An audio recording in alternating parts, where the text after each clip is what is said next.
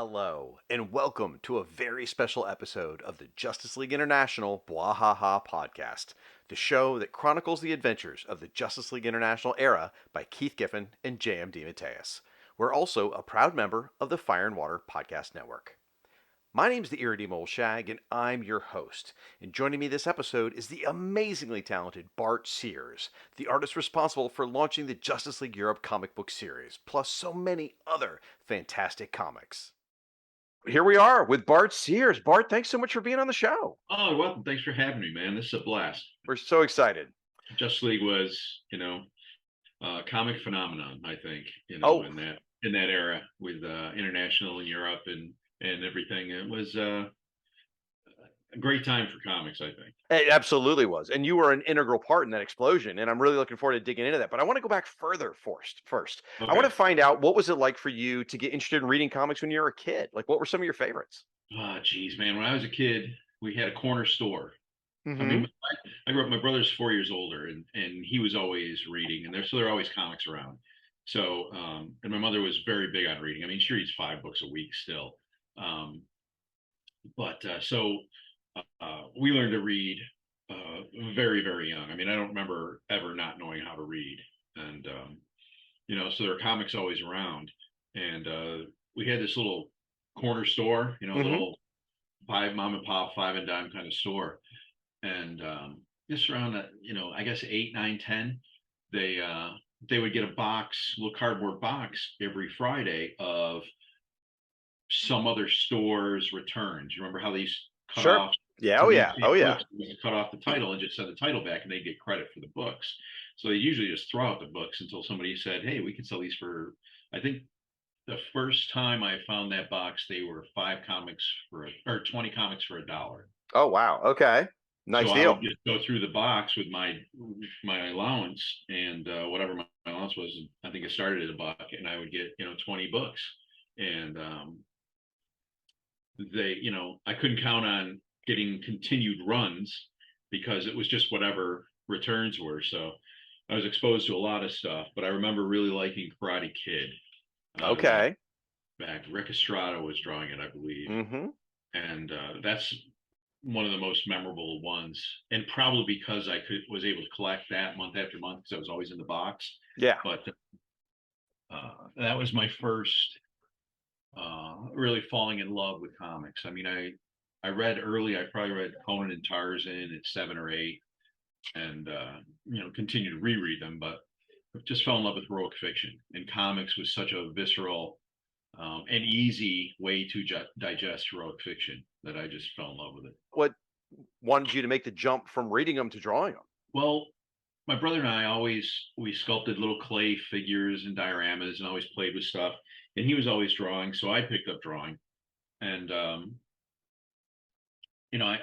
had a talent for it. In elementary school, I was doing comics and strips, and I didn't really think much about it. Mm-hmm. It's just what I did. And then I saw, I think I was around 10, and Neil Adams did this story, and I can't remember the number, but it was one of those 80-page super specials that DC used to do. Sure. It was a Batman or a detective one, and he did this story, Night of the Wolf, which was Batman fighting a werewolf. And I just thought that was the coolest thing ever. And I saw that, and I started to piece together, people do this for, a job. They do this for a living. It doesn't just appear magically, Right. Start to figure out that, maybe I could do this for a job. I really like this. So I started tracing paper just to kind of figure out how people drew that way, because I had no idea. I was just dumb kid. I had no idea. So I just started tracing that. And that was when I was around 10. I decided that I wanted to draw comics. Oh, wow. Okay, so Neil Adams, obviously an early influence. Who else was an early influence for you? Buscema, Frazetta. Frazetta more for his paintings at that time than the ink art. I discovered his ink art probably a little later, in teen years. Mm-hmm. But of course he was, on all the Conan books and stuff, so I was familiar with that masterful master's work. And Buscema, Adams, a guy I really liked and actually have a lot of similarity to, which I didn't realize until later years, was Ross Andrew. Oh, wow. Okay. I noticed a lot of the way he and I do posing in lower legs. It's very similar. So I obviously glommed some of that. We both have an amazing capture of anatomy as well. And, that stuck with me. God, who else? I loved George Tuska and Vinnie Coletta's Okay. Iron Man. I Yep. loved that stuff as a kid. That was awesome. And God, who else? I'm so bad with names. Cuber and Sure. Kirby. I first saw Kirby really, in my early teenage years. They did those little paperbacks of comic art, that Sure. you could collection in a little box Hmm. in a bookstore. And I had his Captain America one, and I thought it was just some of the most powerful, stunning stuff I'd seen. And that was before he got really stylized. Hmm. And so then I sought him out and saw the stylized stuff, and it didn't click in my head for years. What a brilliant transition that was, and how smart it was as a commercial artist to stop trying to beat yourself up to draw more realistically, and go fully dive into style. You Right. know, um, and still maintain that energy and the power, even those 4-panel grid pages, which is the most boring design ever of a page, but the panels just sang, and just brilliant stuff. So with you enjoying all these artists, how did it help you, or I should say, how did you break in? How did you get through and finally get noticed? Well, I went to the Kubert School right out of high school, Hmm. and I went to the Kubert School because I wanted to get into film, Oh, okay. and I wanted to go to USC for film. And when I looked in high school at the entrance stuff, you had to write like an 8-page essay or something. And Hmm. I was, oh, I can't use a typewriter, because I gave up writing because I couldn't type, and it was so frustrating. I just stopped writing, which was my first actual real love, because I love, coloring and tires, and I wanted to write Hmm. drawings. And I gave that up because drawing was easier. So I just draw stories. And I was like, oh, I don't even know what I'd write about. So I'm like, and USC was expensive. So I was like, hey, you know what? I know I can draw comics. I know I have the ability. I'll go to the Hubert School, for however long, and refine my skills. And then I'll put myself through USC by drawing comics. Okay. Moronic idea, but it sounded like a good plan. And in my second year at Hubert School, I burnt out. I couldn't draw anything, and I quit. Hmm.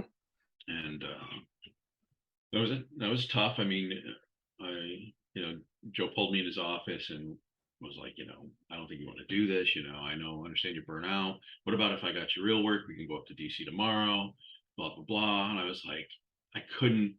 I mean, as much as I was like, oh my god, this is kind of amazing. But I couldn't say yes because I knew I would fail, because I couldn't draw anything. So if I took them up on it and went up there and they gave me something to do and I failed, how miserable would that make me feel, on top of feeling so miserable as, I felt at that point anyways. So I just said no, and I quit. I went and moved furniture for a while. My dad was a warehouse manager for a furniture moving company at the time. Hmm. So that was my summer job all the time. So I went there and did that, and met my first wife, and I decided, you know what, maybe drawing isn't so bad. So I did some sample pages and just drove down to Marvel. I live, in upstate New York, so I drove to Manhattan and knocked on Marvel's door, and a very young Mike Carlin Oh, uh, wow. Okay. me, and looked at my stuff and liked it enough that he let me in and took me around, and I met a bunch of editors and started getting work. Different Yeah. times. Nobody Right. wanted to Yeah. talk back then. This was 85. Right. Nobody wanted to draw comics back then. It wasn't cool, even though they sold great. There just weren't 100,000 of them every month out there in the shelves either. So Right. I was gonna say that no one's getting in on that plan nowadays. So no, no, so no. let's talk about Cuber School for a second. So I didn't realize, I knew you had gone there. I didn't know you dropped out. And so how did that cycle back into you being a teacher there? Because what a lot of people may not realize is that you've been giving back for a long time. From early on in your career, you were teaching at Kubert School and you were doing Brutes and Babes and Wizard Magazine. So you have been Mhm. helping the next generation for a long time. How'd you make that transition to teaching there? Well, I stayed friends with the buddies, lifelong buddies I made at the Kubert School. Hmm. Mark Pennington, Mark Dam, Graham Nolan, a bunch of guys whose names I'm forgetting right now. But will come back to me. And they went through there though. Well, Graham did. Graham dropped out after the second year. He didn't go back for the third. Um, uh, but Pennington started teaching there after when was this? No, first, yeah, he went back to teaching there after Hasbro, and they were looking for a teacher, and he's like, "You want me to mention you?" And I said, "Sure." And and they were like, "Yeah, that'd be great." I was doing Justice League at the time, and just about ending my run on that. I think I started Dark Knight the same year I was teaching the first Dark Knight story I did. Um, and it was fun for me because I drive down on a Thursday night and stay with Pennington, and we'd hang out and party and do stupid stuff until early hours in the morning. Then get up and drive to Kubert School and teach. Then go back and Friday night, same thing all over again. And I'd either leave Friday if I really had a lot to do, or just take off Saturday morning and go back to Syracuse. So it was a Wow. it was a fun, crazy time. So what attracted you to the teaching, or what did you enjoy about the process of teaching? Thinking. Hmm. So much of what we do, I mean, it's a commercial art. The more you do, the faster you do it, the more you make. I mean, literally, I mean, that's how I was trained at the Cuber School. Right. Uh, it was like you have a deadline, you get the job done, and they push up your deadline, you do whatever you have to, you get the job done. And that's how you make money. Because this was, I mean, they were all trained, Joe and all those guys, before royalties were even a idea in anyone's head. And royalties had started, I guess, early 80s. They Mm. first started paying royalties. Neil and a bunch of those guys pushed for, and I think Paul Levitz and a bunch Mhm. of those guys, championed that cause. And but that wasn't, nobody knew royalties existed until you got in the industry. I mean, nobody mentioned it at Cuber School. I didn't know it was even a thing. I had no idea until you started working in the industry. Um, so I had that old school mentality of more, faster, better, stronger, that kind of thing. And geez, what was your question? That's okay. It was about what attracted you to teaching, but, it's interesting, you're talking about the more you draw, the better, the more you're gonna make, Oh and yeah, yet yeah. and yet you still took the time while you were drawing to go teach. That's amazing you were doing both. Well, I loved it because it made me think. Not so much creating lessons. And I think for the Hubert School the year I was there, I think all the lesson plans were these one sheet things, and then you could adjust them to your sensibilities a little bit. Um, but what I loved was the back and forth. Mhm. Um, to me, there's always, even when I was a kid, there were how-to books on how to draw. And of course, with the internet and everything else, how-to is everywhere. I mean, you Yeah. can find how to do anything in the world 8 million times on the internet. Um, but what always fascinated me was the why. Why did you make that decision? Why did you choose this line over that line? Why did you choose, what was your thought process that led to the creation of this page? That's always been what fascinated me. And I find that in teaching in the back and forth of questions and answers, I really had to dissect what I was just doing kind of by rote, just because, okay, Mhm. I got this page done. What do I want to do here? You don't really think about it as you're doing it. It's not like, I need 4 choices for this. No, you just do it because you got to get that page done that day. And even an easy page takes you, 6 hours sitting at the desk. Hard page can take 12, 14, 16 hours of desk work, depending on the level of complexity. Um, so you've got to rip through these decisions, and I found you just stop thinking about it. You're just doing it, you're doing it, you're doing it. And I was always lucky that I had enough talent that even bad decisions I could make up for by making it pretty, you know and um but in teaching I had to figure out why that worked or why that didn't work, and how to explain why I did this or what I was thinking when I did this, and I find that fascinating. Yeah, also interestingly, you were, as I said, a young guy there. I mean, you were just starting your career, and yet a lot of the other teachers were older. My podcasting partner actually went to the Cooper School, and that's one of the things he Hmm. noted when we were talking, getting ready for this interview, is that a lot of his teachers were towards the end of their career, and you were at the beginning. How Yeah. different was that for you then, doing that? I mean, it was weird. I've never been comfortable, you know, um, being like the center of attention, with 20 eager faces looking to me to, you know, enlighten and entertain them. That's not a comfortable position for me. I mean, I draw comics. I like to sit alone in a room for 12 to 15 days. I haven't done this for almost 40 years. Um, so I'm much more comfortable in my own head doing my own thing. Um, so yeah, that was weird. Luckily, Justice League was pretty popular, so all the kids there were very familiar with me, and Okay. whether they cared or not, that's a different matter. But so I wasn't coming in there like, oh, who's this guy? You know what I mean? Hmm. So I had some cachet before I went in, so at least they sat and listened, Okay. you know, which made it a little easier. And there were there were a bunch of good kids in in those classes, so um, I found it pretty easy. I mean, it Okay. paid dirt, so I only did it for a year because I just couldn't function. I mean, it was a losing money proposition, even as much as I enjoyed it mentally. Yeah. Just financially and lifestyle wise, it wasn't feasible to continue, so I didn't. Gotcha. Gotcha. So let's talk about your art style a little bit here. So, I mean, you mentioned yourself, you've been drawing a few years now, and your art is very unique. I mean, when you see a Bart Sears drawing, you know it's Bart Sears. There's never a doubt Mhm. about that. So, how was your work received initially? Like, what challenges did you have to overcome early on in your career? Kind of hate to say it, but none. I Okay. mean, I was doing. I got into comics initially through Marvel. Mm-hmm.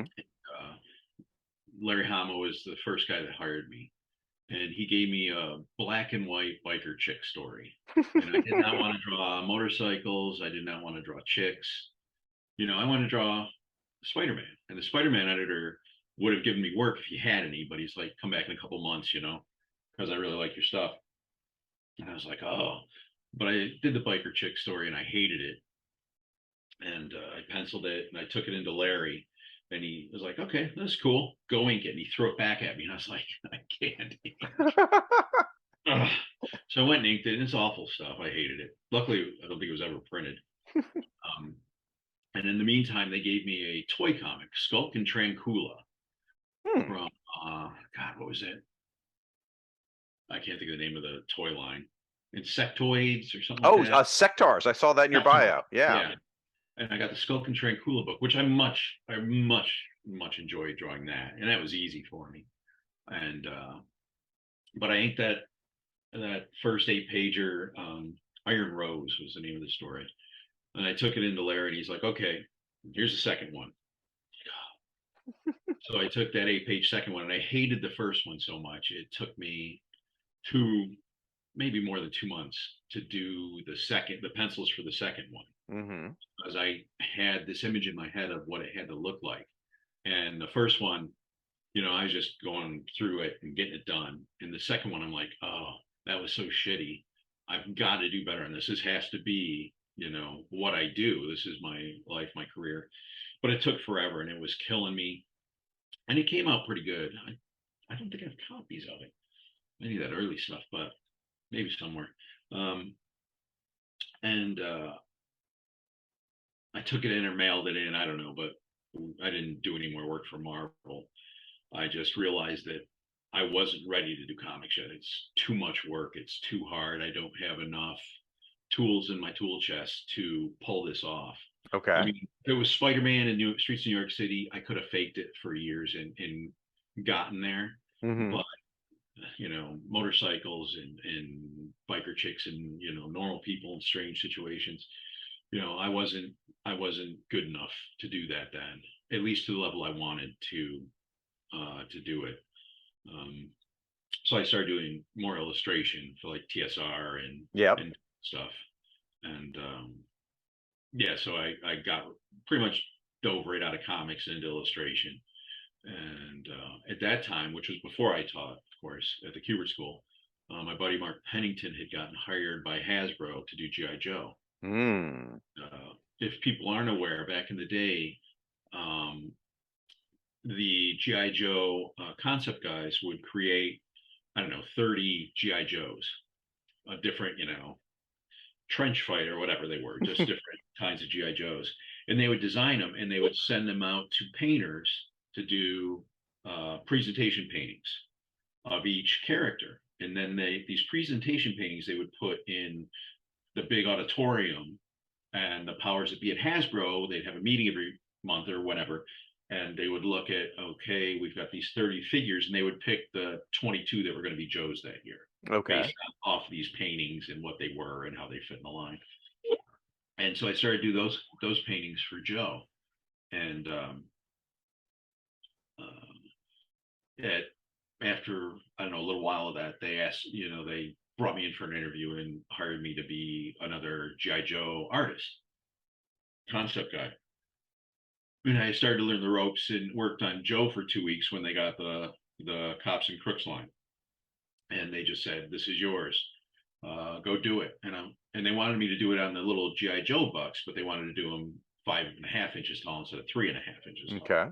And I was like, these bucks are boring. I mean, they're lame, they're skinny shouldered. I mean, these things are boring as heck.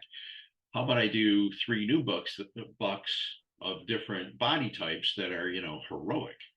And they were like, "Oh, that's a great idea." So I got to design the actual bucks that the engineers then engineered to make, the toys. And I don't know if people are aware, but they would print out these bucks in plastic, and the bucks are the joints basically, Okay. and the spaces between the joints. So there'd be a ball joint here, and a piece of thing, and then where the elbow joint was, and so all these separate things. But that's what these sculptors would sculpt over, so that the joints would work. They had certain parameters they couldn't go over, and I was always pushing that with the designs. But yeah, it was a blast getting to do Cops and Crooks, and so I designed 2 GI Joes and did some sculpture sheets for a couple others, and that was my time on Joe. That and the presentation paintings. That's The rest awesome. was Cops and WWF and odd Oh yeah. stuff. So do you feel like working in that case, you had to work 3-dimensionally, right? So you've been a Yes. 2D artist and you had to work 3-dimensionally. Do you feel like that affected your art or maybe vice versa? Well, I'd always sculpted. Oh, that's right. You and your In brother. high Yeah. school, I did a bunch of. I was really lucky in high school. My high school art teacher was a sculptor by nature, but he was um, I'm so bad with words. He wasn't a realist.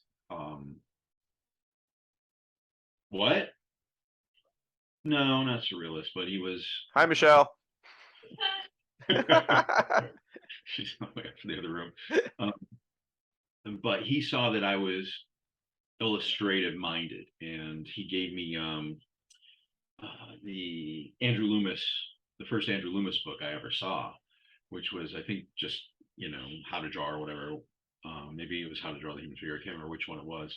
But he's like, this is my book, but you can use it, you can borrow, you can take it home, you can do whatever. And that opened my eyes to structure. Mm. And in 11th grade, when I wanted to get into film, he actually let me do an animated film for like half the year in school. He always gave me separate assignments. I didn't have to do what the rest of the class did, because he was trying to guide me illustratively. And he told me, he's like, "I don't know anything about illustration. I will guide you as best I can and give you stuff, because I know that's where you're headed."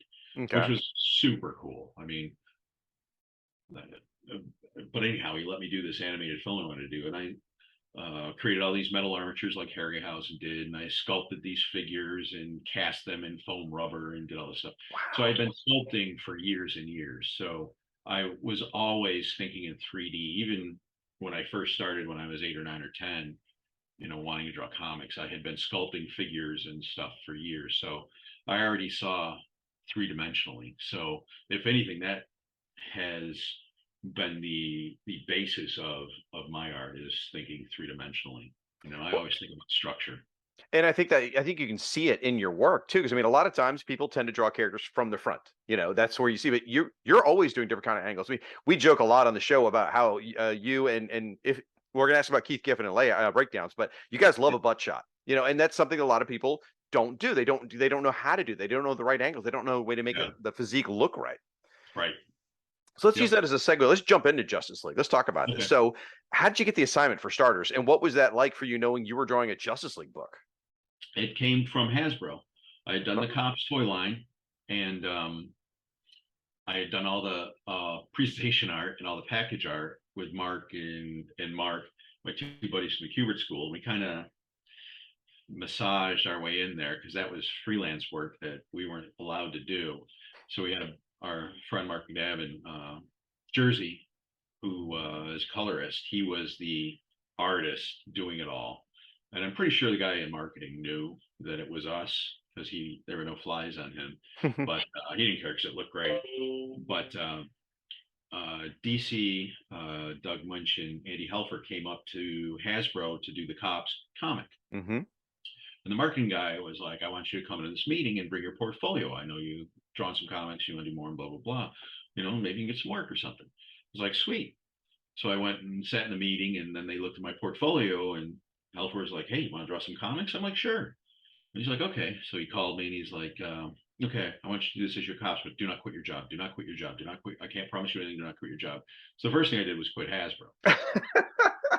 And So you listened and you follow instructions well. well, I knew I could draw comics. I mean, I understood what he was saying is I don't want to be responsible for you and your family and Yep. all that stuff. I can't guarantee anything, but I knew I would be able to get work, and I knew I was ready to do comics. So he gave me Cops #4 to pencil, Mm-hmm. which I did. And then this is when I should have known how comics worked, because then he gave me issue 3 to do. So I did issue 4 because the artist on this new book was already late. And then I had to do issue 3 because he was still late, even though I'd already completed issue 4. And I did Oh a bunch wow. for Cops. And my reward for that was to be the monthly artist on Spectre. Oh, okay. So Spectre 18 or 21, I can't remember which number. But I started it, and there were 24-page stories back then. And I really didn't want to do Spectre. I mean, I wanted to do Spider-Man, Batman. I wanted, superhero. I mean, Sure. spectral hero, okay, and I'll draw muscular and stuff, but I wanted the more meat and potatoes. And I got about six pages in. It was a Monday afternoon. I just finished or was just finishing page 6. And I got a call from Andy saying, hey, this dude just quit and screwed us. I need you to do issue 3 of Invasion. And I didn't know at the time, but it was McFarlane, and he quit Invasion to do Spider-Man. Oh, right. Probably a smart move. Just a bit. And I was like, okay, I can do that. He's like, it's 80 pages. You're only going to have 10 weeks to do it. You're going to have to do 8 pages a week. I'm like, oh, all right, I can do it. Whatever. And I was really happy to get off Spectre, to be honest. And, it was a big crossover event. I knew it was a big deal. Sure.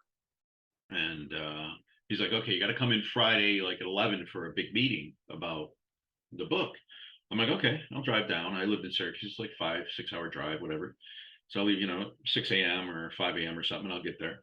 He's like, and you got to bring in Spectre pages. I'm like, okay, I'll bring in what I got done. He's like, I need all the Spectre pages. Ooh. I'm like, there's 18 pages left, Andy. He's like, yeah. It's like 5 o'clock Monday.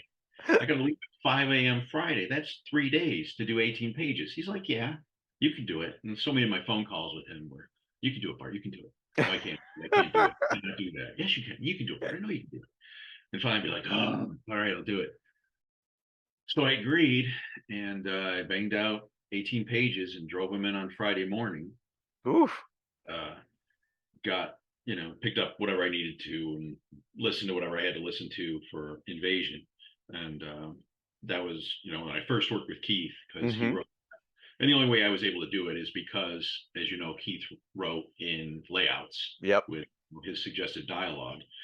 So all I did was blow up those pages to 10 by 15 image size, and I would throw them in a light box, and then I would do my layout right over them. And that was the only way it was possible, simply because all the storytelling was there. So I could make them cool. Sure. but I didn't have to, I didn't have to start from a blank page because I would have never been able to do 8 pages a week of any quality Yeah. uh, without that. So that was a huge saving grace.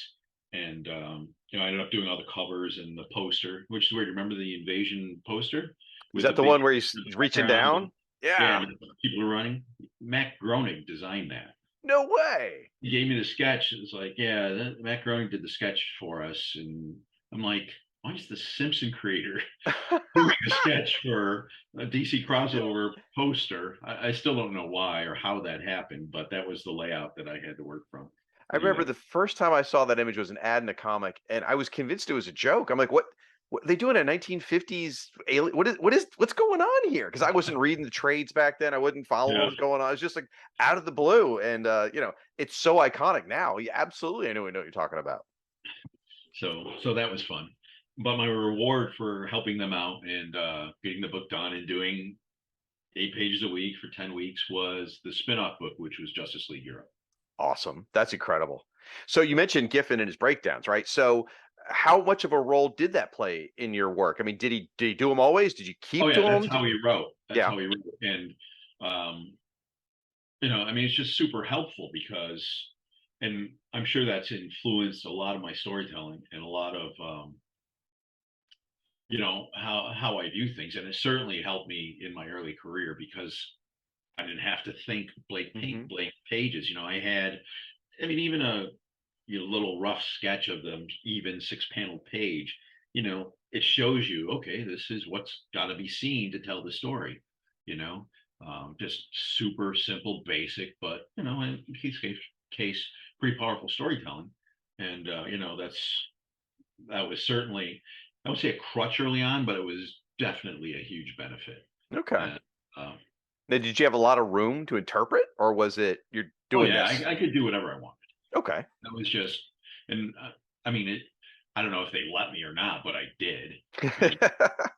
And, but that's what I learned in Kubert school. One thing I took from Joe, one of the big things was the writer's written a script. He hands it to you. It is now your story. Hmm. You can't change the story, but it is now your story to tell. You have to make this yours. So, that was it. Once I got a script in my hand, it's like, it's mine. I don't care if you want a splash page here. That's not the best thing for the story. It's going to be here, whatever the case, or Sure. panels or adjusting stuff, change the story, but I might, and often, I always do what I think is best for the story.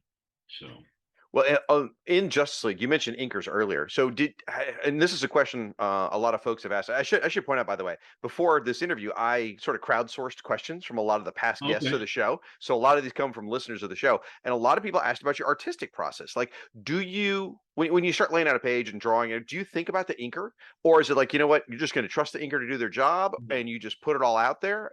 Early on, I did not. Early on, it was, I was too busy doing my shit to worry about who comes next. Okay. And that's how it started with Justice League. I mean, I never wanted to do a team book. I certainly didn't want to do a book in Europe where I had to draw, Paris and all those buildings that I wasn't familiar with. I mean, I could draw New York in my sleep, Okay. but these, you know, centuries old buildings in the cobblestone streets and all that stuff. I certainly wasn't familiar with that. So, I had a lot of reference books and stuff, but it wasn't, something I was like, oh, I can't wait to draw that. I was like, oh God, I gotta draw the Justice League embassy, in Europe, in Paris was this, monstrous, I don't even know what the Right. architectural style was, but there was a lot of crap to it. I couldn't fake it real easy. It was a lot of detail. A lot Yeah, of detail. it was tough. And of course I was young and eager then, so that made it a little easier. But um,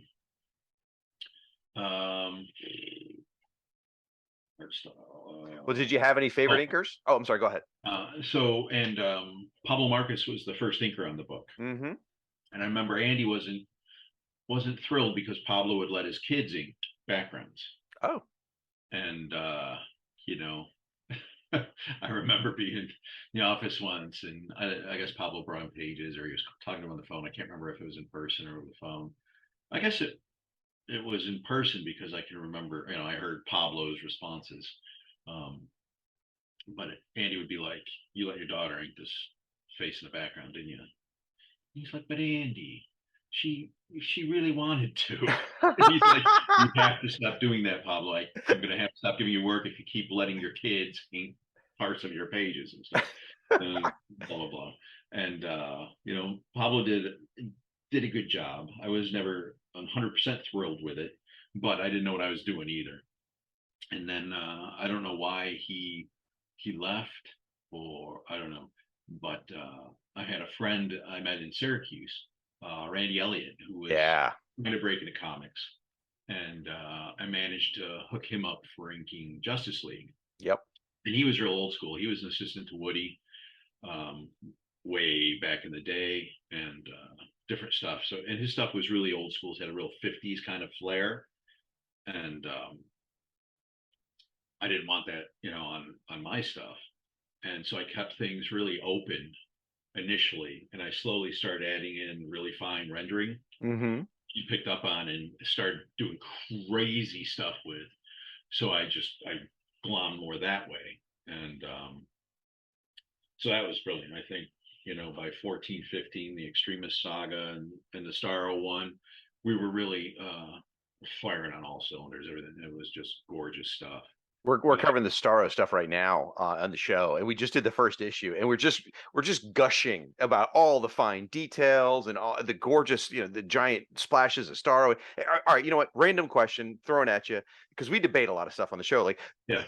I don't know whether you put this stuff in there or it's in Keith's layouts, but every once in a while there's just this really cool thing in the background. It's not the focus of the story. Like I know this is 30 years ago and I'm asking a super nerdy question, but like there's a whole scene where they're just flying somewhere and Rocket Red has this giant platform and he's pulling it and he's got these giant chains and he's pulling it. I'm like, that couldn't have possibly been in the pencil in the breakdowns.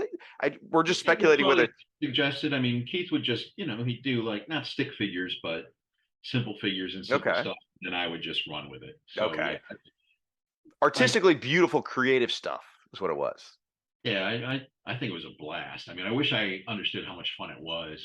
You know, in hindsight, it was so much fun at the time. You're just grinding. You got the kids and Yep. family trying to pay bills, and you don't think about it. But that's a job. We've all wanted DC to revisit it, but they just won't. Yeah. Which I think is a shame. But yeah, if there was something in there, I would say 90% it was implied somewhere in what Keith had laid out. Okay. Well, I also want to say that the digital comic era has really been a blessing for your work because I got my physical issues, right, and I go through those, but Mhm. then looking at the digital ones, I mean, you have such a beautiful fine line that the old paper comics, I mean, they kind of the ink eats it up. So seeing these things digitally, oh my gosh, I mean, they're That's just why I stopped rendering. I yeah, stopped rendering because the printing was so bad. And if you had a big run and they were using plastic plates, you start seeing all your little lines. They would start wiggling as the plastic plates heated up. They would yeah. start to just break down and wiggle, which was crazy.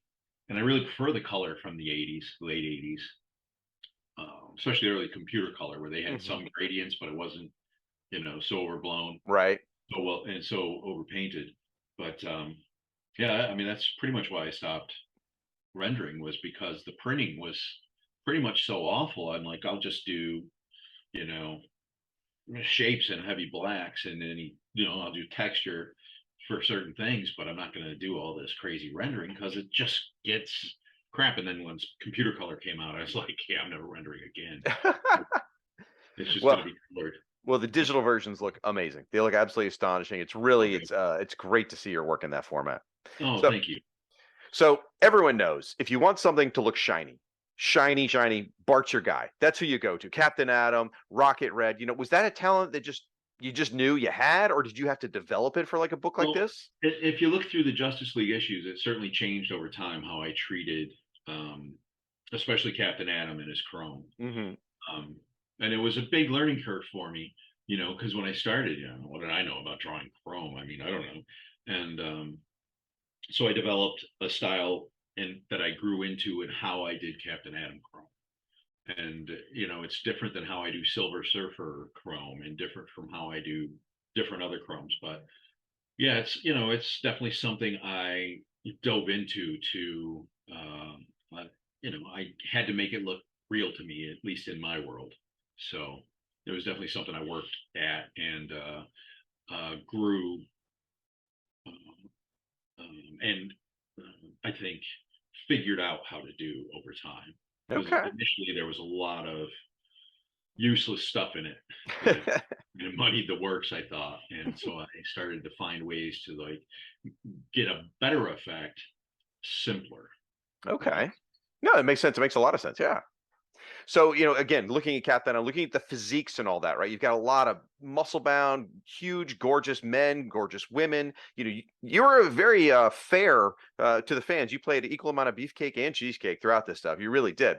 yeah. So, first of all, like, what kind of reference did you use? I mean, we're using like, I don't know, bodybuilder magazines or something, or just No. knew it. Yeah. Okay. I don't like referencing humans. I mean, occasionally I will reference um, like a specific angle or something that is unclear just to try to get in my head how it works in my style. But I'm not a big reference guy. I mean, I'm a Okay. reference for cars and buildings and background stuff that I don't know or understand or haven't drawn before. But humans, I don't. I don't like to reference faces. I don't Okay. base characters on somebody I know or actors or actresses. I just decide what they look like in my head and then I draw them. There's been a massive debate amongst the listeners about Power Girl's face, just so you know. Like, there's a bunch of people that are convinced she's based off of oh, I'm blanking. The girl on Night Court, Oh, blonde. Marky Post. Yes. So a lot of Yeah, people are yeah. convinced she's Marky Post. Denise Crosby as well. I mean, there's a large, so all in your head, huh? Yep. Okay. All That's how right. I see her. I looked at Wally's stuff when I started, and that's where it grew from.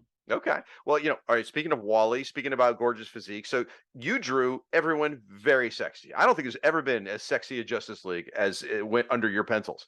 So, did you ever get any pushback on that? Did you ever purposely crank it I up, crank it down, any of that? I did find out. I was trying to keep Wally's idea alive of every time you see Power Girl, her breasts are larger, and I didn't know until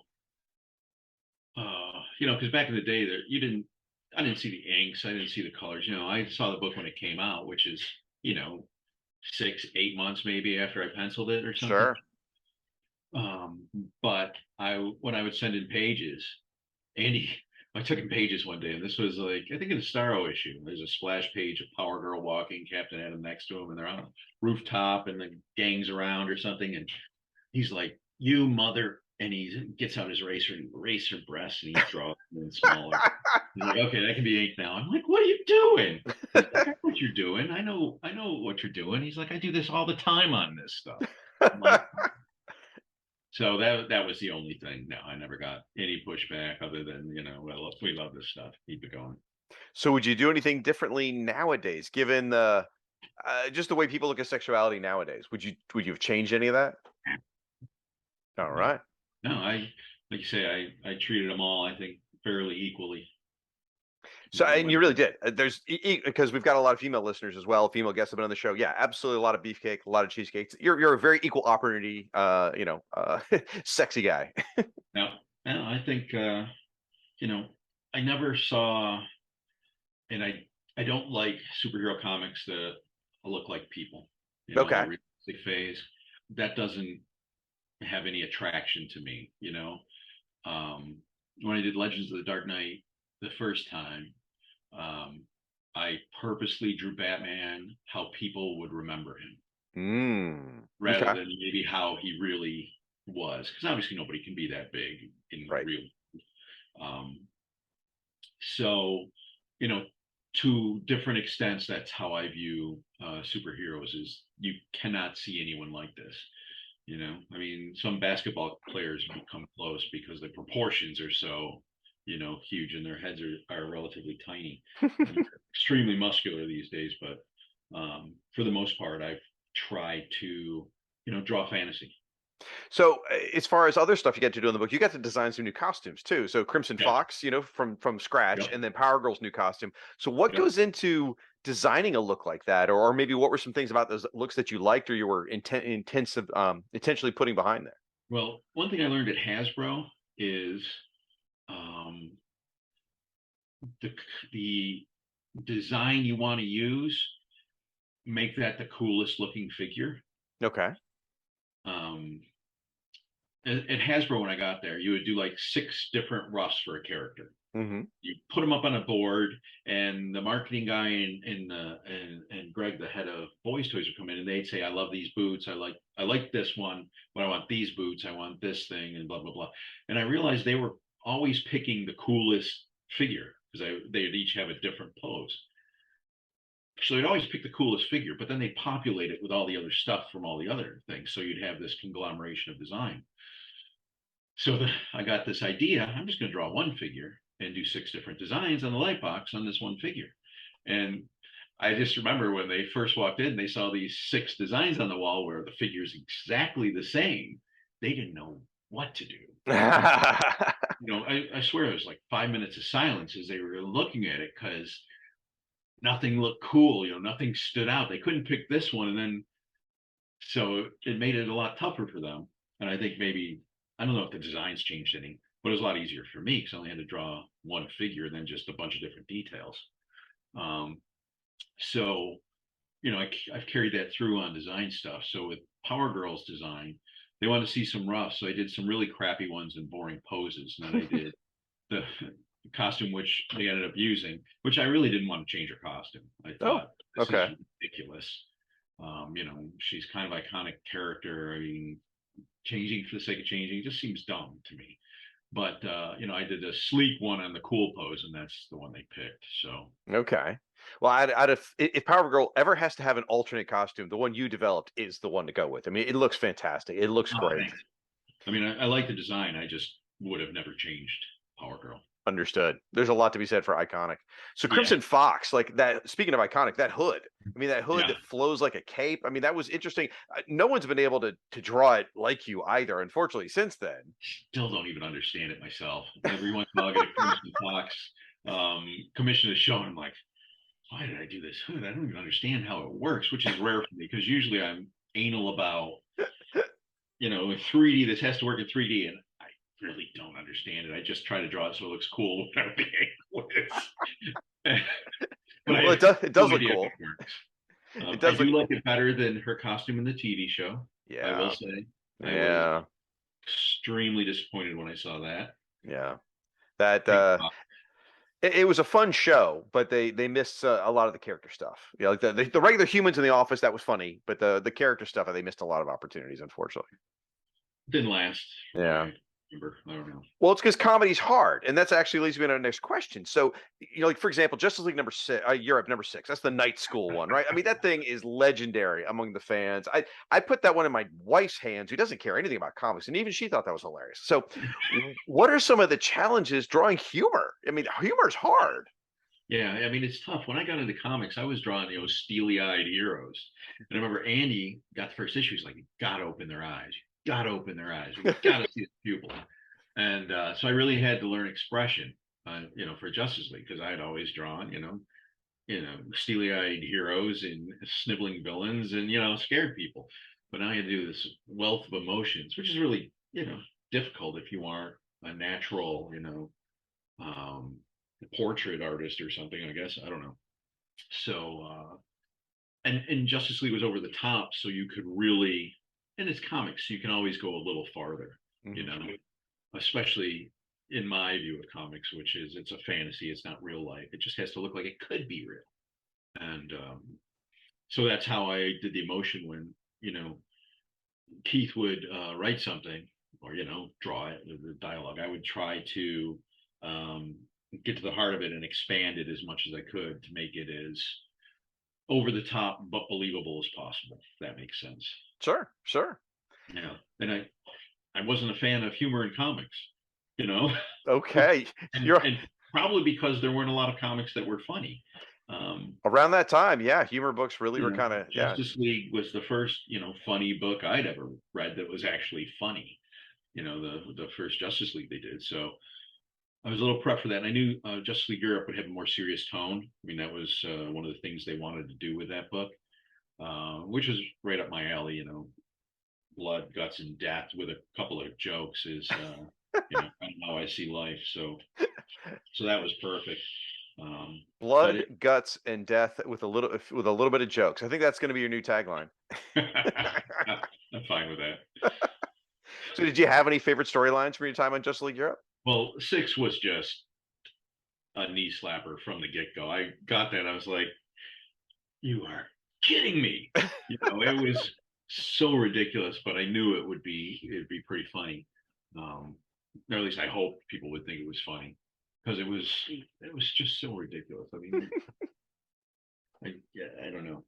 But that one, the Starro one and the Extremists were my favorites. Although I All didn't like the ending of the Extremists when it became when they were all animatronics. That I didn't like so much. But up until that point, yeah, that and the Starro one were my favorites. and artistically, I mean, regardless how that story ended, artistically, it was exceptional. I mean, just explosive, bombastic. It was so much fun. And to get to draw Marvel analogs, those were fun. Yeah, it was fun designing them too. Secretly because they weren't based off Marvel characters. Dude, I'll admit it. So 1990, I'm all of what, 18 years old, whatever. I didn't even see it. It wasn't until I started doing this show that people started writing in about Extremists being Marvel, analogs, and I'm like, what are you guys talking about? And I looked, I'm like, oh my god, I had no idea. Yep. So mission accomplished. You fooled some people. Yeah, I mean, and the instructions were do Magneto, do Doctor Ock, do so that's what I did. So who is your favorite leaguer to draw?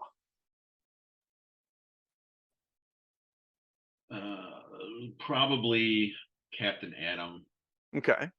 followed by Metamorpho, and I had to draw Metamorpho. I couldn't draw that lumpy character that he was before. I just couldn't do it, so I had to find a style for him, and they didn't seem to care, so I was happy. What Power was fun. Flash, it just hurt. It was so much fun doing their interaction. They were always a blast.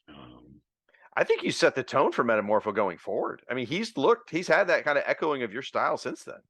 Good, Yeah. good. It just made him a hero. He just, I don't know.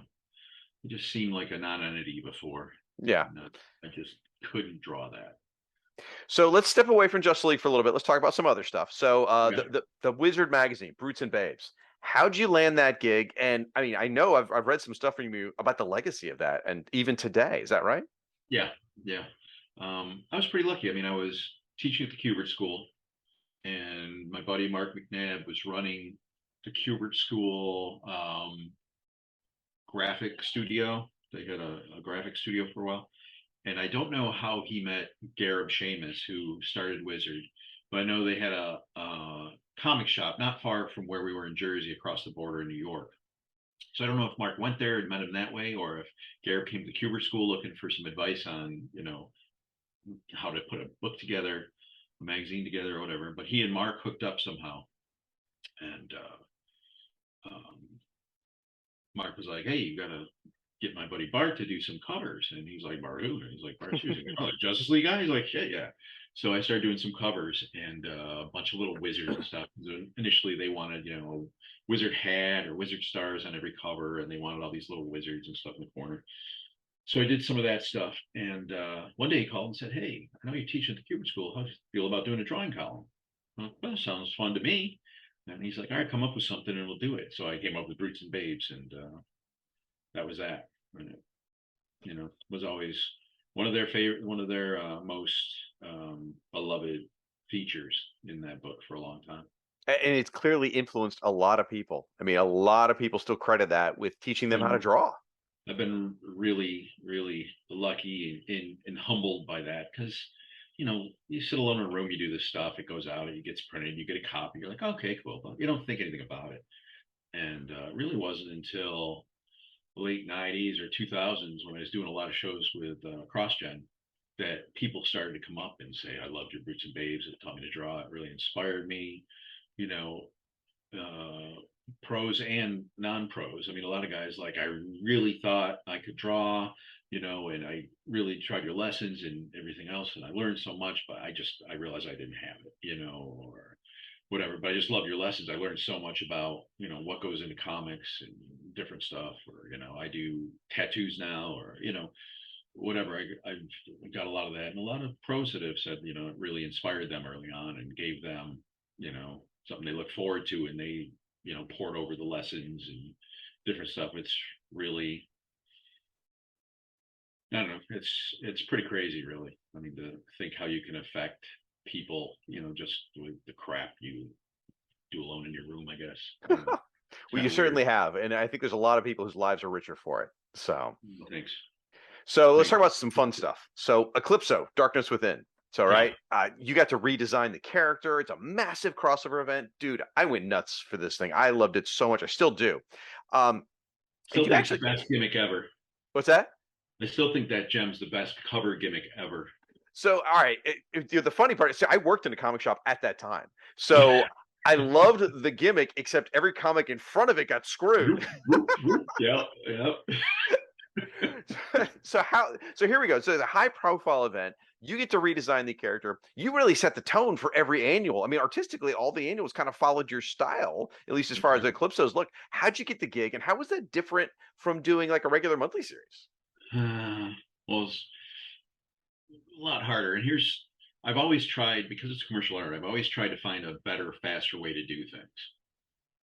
And Eclipso I knew was a monster, story with all these characters in it. I knew it was going to be extremely taxing and hard to do. And I didn't even finish it. I got behind, and Keith did some pages, and I don't think anybody else did. I think just Keith did. But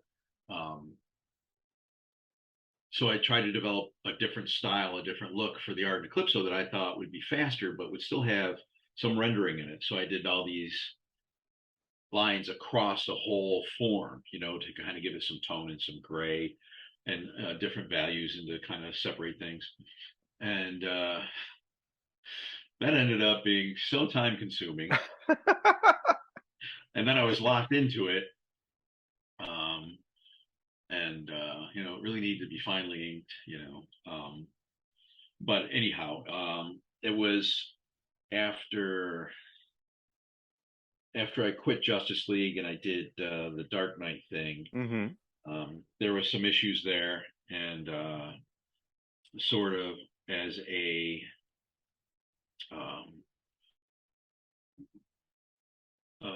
not a gift to me, but like, okay, there's been some problems here. Do this big crossover event. And Michael Urey was the editor. Great dude.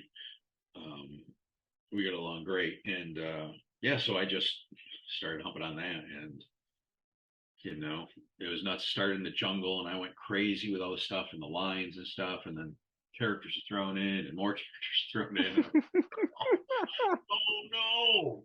But no, it was a fun story. It was a good story. And, it was great that it was a crossover event, a big DC event. I mean, I was thrilled to be on it, and pretty lucky. And then I got the Eclipso monthly. Yep. Which I honestly didn't like much, because I thought it would be more of the same. All the superheroes and Eclipso, and finally we're going to do a villain comic, right? But then they put him in South America and drug lords and stuff, and I was like, oh, I want to fall asleep. And at the same time, Acclaim started heavily recruiting me to do EXO and Turok, and I didn't want to leave DC. I think at that point I still had a 7-year exclusive in front of me, and I really didn't want to leave that, because it was health insurance and all kinds of stuff, and which Valiant was offering as well. But I liked DC. I enjoyed the people there. I really enjoyed going to the office. It was fun. It felt like a family. And I begged them for like a decent, I want to do a series, a mini series of something, 2 to 3 issue, 4 issue stories, that I could sink my teeth into with heroes. And they just didn't come through. And I guess they didn't think I would actually quit. And I did, and left. Well, you certainly made a big splash over at Valiant. So all right, and you mentioned the Eclipso thing. So let's talk about this for a second. So you're kind of in the pantheon of 90s cover enhancement guys. I mean, you've got, Turok Dinosaur Hunter #1 with a chromium cover, which is legendary for good and bad, for the number of issues they printed. You've got Eclipso with the diamond, which again, good and bad for the damage to the other comics. So let's take those two off the table, right, for just a second, and say, well, out of all cover enhancements of the 90s, I don't care whether it's yours, somebody else's, whatever, what besides those two, what's your favorite some enhancements from the 90s? don't know that I have any. I've never been a fan of them. Okay. Um, I thought the Eclipso one was good because it made sense in the story. Yeah, it was really cool. It was really cool. I thought that one made sense. Turok was initially supposed to be the full cover, Right. and the company doing that failed and couldn't do it in time for the print run. So that's why it had the altered cover and included in the center. And it was all right. The chromium stuff, that's got a look. It's kind of cool. But maybe my other favorite is the full chromium one that came out for XO Yeah. Zero, where it was that Joe ended up drawing. That was beautiful. That was a beautiful one. Yeah. I mean, that was a really pretty. I thought the covers looked great on the chromium like that, with the black and the computer color and stuff. Looked pretty cool. I don't know. I don't really remember any others, to be honest. No worries. There were a lot of them back then. Yeah. So was I the only one ever who got multiple copies of Eclipso so they could peel the gem off and hold it up to his eye? Because I'm afraid I might have been the only guy who was doing that. I'm not sure. No. I've heard that multiple times. Okay. So, all right. Polaroids of people with it. Right. I always thought that would have been a fantastic giveaway. They're doing Green Lantern rings. Why didn't you give away the gems? It would have been perfect. All right, so it is time for the lightning round, Bart. So I'm going to give you a rapid fire questions. You got about 5 seconds to answer each one, and we're going to have some fun here. Here we go. Are you ready? All right. First question. What action figures do you have on display in your studio or office right now? None. Oh, okay. Which Justice League Europe villain is the biggest lovable loser? Justice League Europe villain.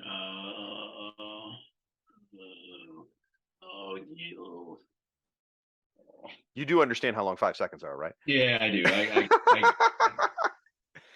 got nothing. I got nothing for that. I don't know. All right. They kind of all were. I think I heard him say Lord Havoc. Yep, I think I did. Okay. Oh, okay, there you go. Do you own any superhero pajamas? No longer. No longer. Okay, you did. All right, so we'll count that. That's good. All right, so both Turok Dinosaur Hunter and Exo Man of War have both appeared in video games. Have you ever played any of these games? Yes, I played the one Turok one that Acclaim put out, which I thought was a pretty good actual game at the time. I don't think it holds up now, but at the time I thought it was pretty cool. Awesome. Okay. Now it's been 34 years here. So without hesitating and no research, what does the acronym COPS, C-O-P-S, stand for? No. Something organization of police specialists. Yes, Central Organization of Police Specialists. Well done. So throw your mind back to 1989. You're into superheroes. You're into comic books. Did you ever eat the Batman breakfast cereal that was out at the time? Did not. Okay. Did not eat it. It was good. It tastes like Captain Crunch. Ooh, I should have had some then because I like Captain Crunch. And it came with the piggy banks, vacuums sealed on the front. I used that for years. But so all the comics in your collection, however many you may have, that you were not involved in creating, which ones do you personally treasure the most? I have a lot of early Thors and early Iron Mans, the Coletta, George Tuska and Coletta stuff. I think I treasure those most. Nice. Good choices. So of all your favorite characters out there, whether you've drawn them or not, like which one would you like to draw? Well, actually, let me change that. Ones you haven't drawn. Out of all the characters out there, who would you most like to draw professionally or personally? That I haven't drawn? I would love to do a monthly run on Detective. Really? Okay. You want the whole Bat family? Do you just want Batman? What do you want? Batman, Detective Comics, and what that means to me, which is Batman being a detective superhero. Right. That would be amazing. A run on that would be awesome. We would all endorse that. I have no doubt. So, and what is the last question of the lightning round? What is the most unusual thing that you've been asked to autograph? Man's belly. His belly. I did a Dragon Con in well, that makes sense right there. Dragon Con. Early 90s, and I was going to the show, and it's in that huge complex in Atlanta. I don't know. It's football stadium size rooms, and I'm walking through their think my wife was with me, and I hear someone screaming my name, and I look over, and there's a heavier gentleman running at me, screaming my name from 100 yards away. And as he gets closer, he pulls up his shirt, and he's got a Sharpie. He's like, "Would you sign my belly?" I was like, "Okay, dude." So that was it. Only at Dragon Con. That makes a lot of Yeah, sense. yeah, Well, you yeah. That survived was the. my first. That was my first day there. My first experience at DragCon. I went for about 15 years straight, so I can attest there's a lot of insanity. Absolutely. Well, you Yeah, survived the lightning round, Bart. Congratulations. well, I tried. I think I only didn't answer one question, maybe two. No one's going to play back the tape. We'll just say you answered them all brilliantly. So tell the folks at home what projects you're currently working on and where they can follow you on social media or online or your website or whatever. Um, on Facebook, Instagram, and Twitter, it's bartsearsart.com, or it's Bart Sears Art. The website is bartsearsart.com. I'm currently working on Drawing Powerful Heroes 3, Hmm. the splash page, which is coming out. I'm going to launch it on Indiegogo in November. Okay. There's a sign up page. If they go to my website, they can click and do an early, sign up page to get updates and notified when the campaign goes live and all that kind of Okay. stuff. Well, this episode will drop in November. So, folks, it may already be live by the time that you hear this. Awesome. Awesome. I noticed you've also been doing some you did a Justice League print recently, right? Yeah. Yeah. I got some prints on my website from some of the famous covers. I just did a recreation. I saw that. One cover, which I think is the first one I've done. Now I've done that cover for a dozen other characters, Mm-hmm. indie comics and commissions and stuff. But that was the first recreation I did. And next year I'm going to do another one of that cover, but I'm going to draw it like I draw now. I was going to say when I saw the black and white on the web there, I thought that was just someone found the original cover and was putting it up there because I mean you did an amazing job recapturing it exactly.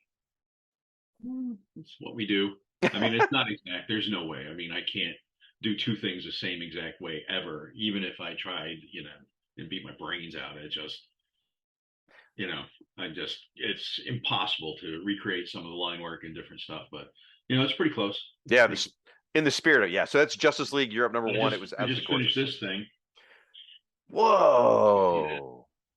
So is that who's in the background there? I'm having Joker and Sabretooth. Oh, that okay, yeah. Oh, wow, man, that is gorgeous. That is absolutely beautiful. Just four bros smoking cigars. I saw you post about cigars recently. Now I understand it. All right. Yeah. Well, So that's fine. Just finished that one. Post that soon. So, folks, you heard it. BartSearsArt.com is the website. That's where you can find him on social media as well. Yep. All over the place, sort of. Well, any closing thoughts? Any happy memories of your time on Justice League? Anything that just stays with you after all these years? Well, one thing I'll always remember, which I find humorous, is Keith. Whenever he had whatever stupid idea he had, he'd write on a slip of paper and throw it in like a fish bowl or a candy bowl. Okay. If he needed a Justice League idea, he'd just fish around in there and pull one out. Then it might be, heroes go to school, and that's how issue 6 came out. He would just use that to spark whatever, whatever direction. So there was no grand plan, no rhyme or reason. It was just whatever he pulled out of a fishbowl was that issue. Well, it worked because I mean you were on the book Yeah. what 20 something issues and all of them were phenomenal. It was absolutely great. No, thanks, man. I appreciate it. Well, thank you. What a fun time for comics, man. It really was. It really was. This is my favorite era, and that's why this podcast. By the time I'm done, will have taken me 8 years to cover all of the Giffen DeMatteis era. So committing a lot of time to it, but I love it. Awesome. That's great, man. I mean, I really appreciate it. That's super cool. Well, thank you so much to you, and I know everyone at home listening really appreciates all your insight.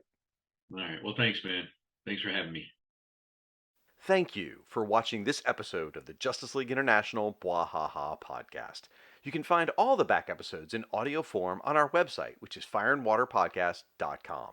In those episodes, we're going through all of the Giffen DeMatteis issues of JLI, issue by issue, in release order. You can subscribe to the JLI podcast on any podcaster of your choice. You may also follow us on Twitter at JLI Podcast and find us on Facebook as Justice League International Bwah-Ha-Ha Podcast. Again, a huge thanks to Bart Sears for coming on the show to discuss his time drawing Justice League Europe. He was an amazing guest and a real joy to talk with. That's going to do it, everyone. Until next time, I'm Shag, and you've been listening and watching the JLI podcast. Want to make something of it?